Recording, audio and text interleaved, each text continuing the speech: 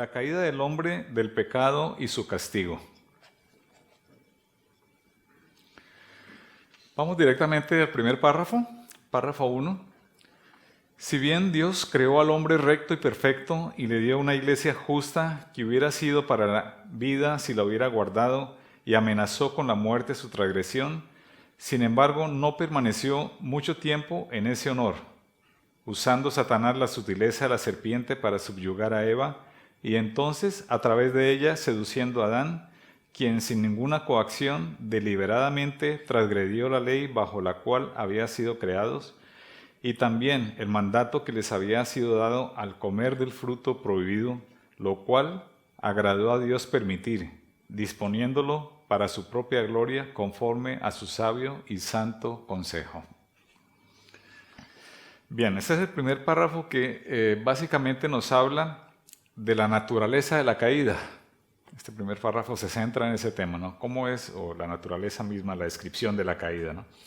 Entonces, hay un marco general que ustedes ven allí, que lo hemos llamado así, la integridad, la contingencia y la brevedad, que son los elementos que describen esa naturaleza de la caída. La integridad en el sentido de que Dios hizo al hombre recto y perfecto, puso la ley en su corazón, pero aún así, por la libertad que le había dado, el hombre no prosiguió en su vida en esa relación estrecha con Dios, sino que cayó, ¿no? La contingencia, en el sentido de que apareció ese elemento extraño en un momento determinado, que fue la serpiente, que en forma contingente se le apareció a Eva, cuando Eva estaba sola, la convenció, y luego Eva convenció a Adán también para que comiera el fruto del árbol prohibido, ¿no? Y la brevedad, que también se menciona en este párrafo, ¿no? O sea que no duró, dice allí, no permaneció mucho tiempo en ese honor. No podemos saber cuánto tiempo duraron Adán y Eva viviendo en condiciones ideales en el paraíso, ¿no? Esto no lo dice la Biblia en ninguna parte, pero se supone que fue breve, porque básicamente el argumento es que ellos no tuvieron hijos sino hasta después de la caída, ¿no? Entonces es muy probable que haya sido poco tiempo el que hayan durado Adán y Eva en perfección de relación con el Señor, ¿no? Entonces esa es lo que llamamos la naturaleza de la caída. Por otra parte, en ese mismo párrafo 1 nos habla de la descripción particular, o sea, ¿cómo fue la caída? Hace la descripción particular de la caída. Entonces nos habla de la ocasión de la caída, cómo sucedió, allí lo explican, usando Satanás la sutileza de la serpiente. La manera de la caída, subyugó a Eva y luego sedujo a Adán para que cayera. La esencia de la caída es que sin ninguna coacción, sino deliberadamente y por su propia voluntad, Adán y Eva cayeron delante del Señor. Y la esencia de la caída, que fue esa, transgredir la ley y también el mandato específico que el Señor les había dado. La sustancia de la caída, que es esto, que fue el mandato que transgredieron Adán y Eva, y el permiso de la caída. Este es un elemento interesante, ¿no? En lo que aparece en la definición aquí de la caída, en este primer párrafo. A Dios le agradó permitir la caída de Adán y Eva. Esto nos choca un poco, ¿no? ¿Sí? ¿Por qué razón? Porque existe digamos, de alguna manera una incredulidad de nuestra parte de que Dios hubiese permitido por su propia voluntad y bajo su propio decreto que se ejecutara la caída de Adán y Eva. ¿Sí? Sin embargo, esto estaba en el decreto de Dios y lo estaba desde la eternidad. Y lo estaba para mostrar la gloria del Señor. Lo estaba para que su Hijo muriese en la cruz del Calvario. Lo estaba para exaltar el glorioso nombre de nuestro Señor Jesucristo. Y lo estaba para convertir a hombres pecadores como nosotros, como tú y yo, a la salvación eterna. Esas fueron las razones por las cuales el Señor le agradó permitir, disponiéndolo para su propia gloria, conforme a su sabio y santo consejo. Es un misterio, ¿no? Nos cuesta entenderlo porque esto en nuestra racionalidad se nos escapa, ¿no? Pero creo yo que es necesario que lo entendamos en el sentido de hacer uso de la fe que el Señor nos ha dado para entender que Dios tenía en su santo consejo determinado que el hombre cayera. Y cayó. Esto no es que a Dios se le escapó de las manos y que el hombre hizo allí de las suyas sin el previo permiso del Señor, sin el previo decreto del Señor. Surgen entonces aquí una serie de preguntas. Si Dios decretó la caída, ¿no es responsable Él del pecado? La respuesta contundente es no. Dios decretó la caída, pero la decretó de tal manera que el hombre es el único responsable de su propia caída en el pecado. Y ahí es donde conviven estos dos misterios, ¿no? La grandeza de Dios, su soberanía, pero también la responsabilidad del hombre. Conviven y se ve claramente expresada en la caída del hombre, ¿no? ¿Sí?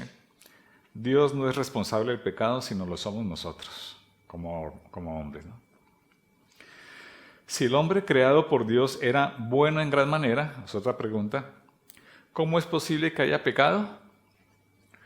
La respuesta es, no lo sabemos. No sabemos. Esto es un misterio para nosotros. Cualquier explicación que intentemos dar serían especulaciones, ¿no? Lo mejor es decir, no lo sabemos. ¿Cómo es que Dios, siendo justo, culpe y castigue a toda la humanidad por el pecado que uno solo cometió? Esta es una pregunta que también surge con mucha frecuencia. ¿Sí? ¿Cómo es posible que Dios, siendo Dios justo, ¿sí?, culpe y castigue a toda la humanidad, es decir, incluyéndonos nosotros hoy día, por el pecado que Adán cometió allí en el paraíso? La respuesta es sencilla, ¿no? Todos somos pecadores. ¿O hay alguno aquí que no sea pecador? Si hubiésemos sido mejor que Adán, nosotros hubiéramos estado allí en el paraíso, se los aseguro. Todos somos pecadores. Y de alguna manera, la respuesta más importante que debemos entender es que Dios dio un trato representativo. Este término es muy importante. O sea, nosotros estamos representados por Adán allí en el huerto del Edén. ¿Sí? Por lo tanto, el pecado es representativo en Adán, así como la salvación es representativa en el segundo Adán, en Jesucristo. No es un pecado individual que cometió un ser, Adán, para luego permitir una salvación individual a partir de Cristo, porque entonces hubiese necesitado tantas veces morir el Señor como tantos salvos hay. ¿Sí? Entonces, por lo tanto, hay una muerte representativa del Señor Jesucristo para salvar a todos los escogidos, así como el pecado de Adán nos representa a todos los pecadores. ¿De acuerdo? Entonces, esto es lo que se llama el trato representativo y no un trato individualista. ¿De acuerdo? Y esto es justo porque Él es el creador y entonces Él podía tomar esa decisión y la tomó de esa manera. Adán representa a la humanidad y el segundo Adán representa a todos los salvos. Amén.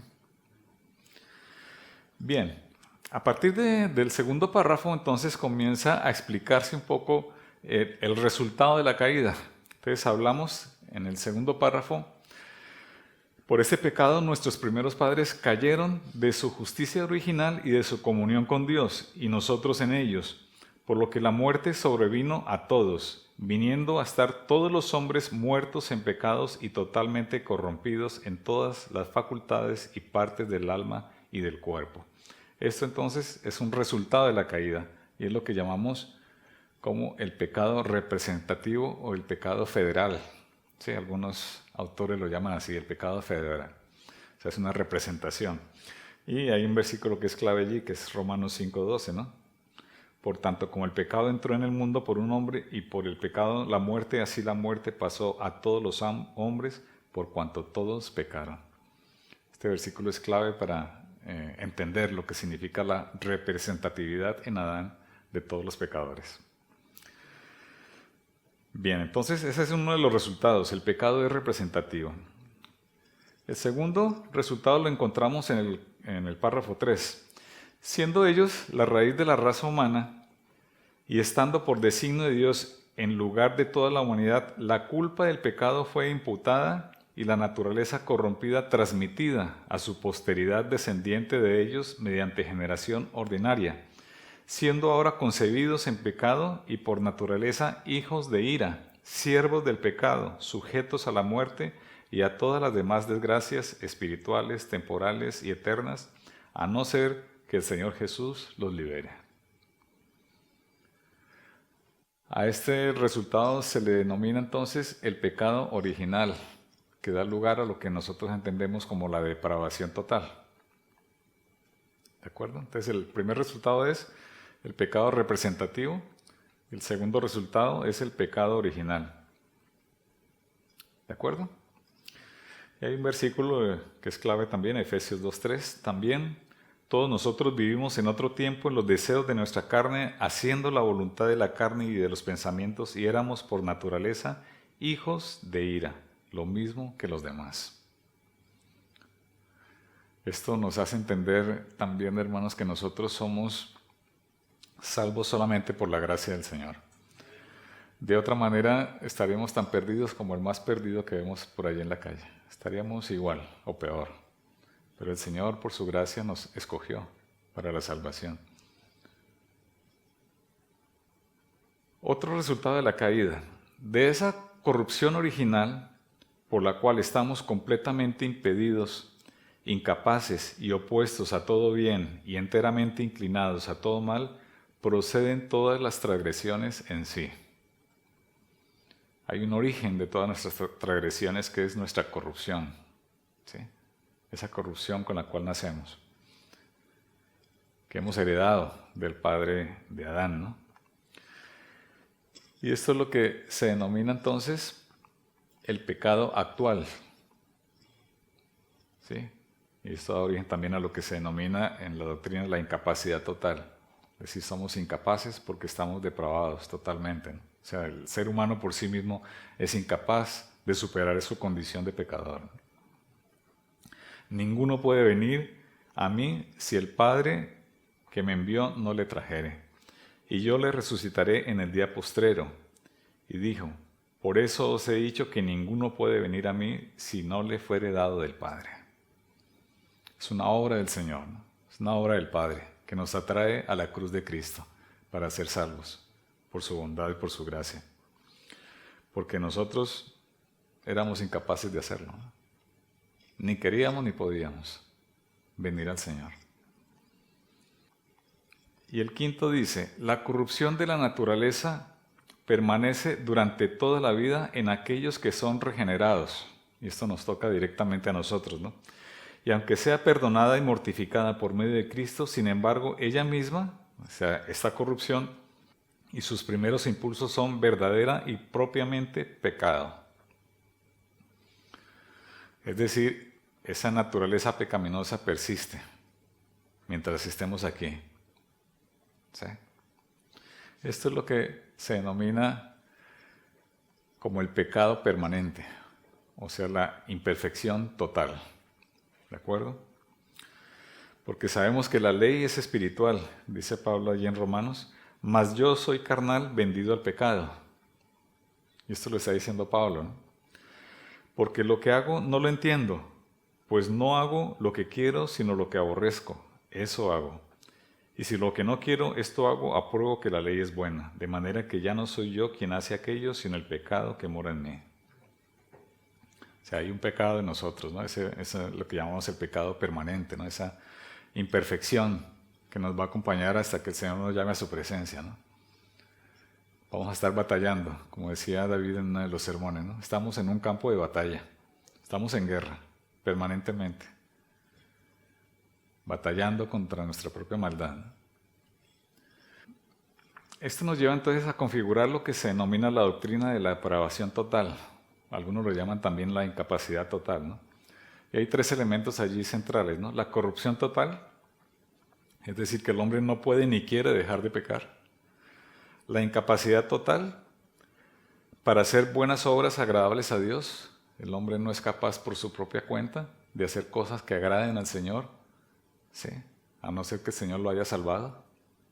O sea, aún las personas moralmente más rectas que nosotros podamos conocer, esas moralidades de esos hombres son para Dios trapos de inmundicia, porque no están hechas para glorificar al Señor, ¿no?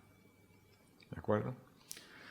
Hay una incapacidad también para entender el camino de Dios, si el Señor no lo revela, y hay una incapacidad total para querer volverse a Dios. Esto es obra solamente de Dios, es el que capacita al hombre entonces para volverse a Dios en arrepentimiento, ¿no? El hombre es incapaz de hacerlo. Y por otro lado está el tema de la responsabilidad total. Somos responsables, hermanos. Somos responsables. El hecho de que hayamos heredado el pecado no significa que el pecado haya sido responsabilidad de Adán. Es que nosotros somos responsables de nuestro pecado, del estado de depravación, de cada acto de pecado. También de salir de ese estado de depravación somos responsables. Somos responsables de la condenación eterna por esa depravación. Eso es muy importante, ¿no? Lo que estábamos señalando hace un momento. Hay una responsabilidad del hombre que es imborrable, ¿sí? Pero también hay una elección de parte de Dios. Hay una decisión de Dios, pero también hay una responsabilidad del hombre. Las dos cosas conviven siempre, ¿no? ¿De acuerdo? Muy bien, hermanos. Solamente como referencias, estas, las mismas que he señalado, la de Wadron, la de Sergio Ruiz, también este mismo libro, el de Wagner, habla de la predestinación. En el capítulo 10 nos habla justamente del tema del pecado. Y yo también aconsejaría leer el capítulo 24 de la Teología Sistemática de Gruden, que también explica muy bien este concepto del pecado, ¿no? De la caída del hombre y del pecado consecuente.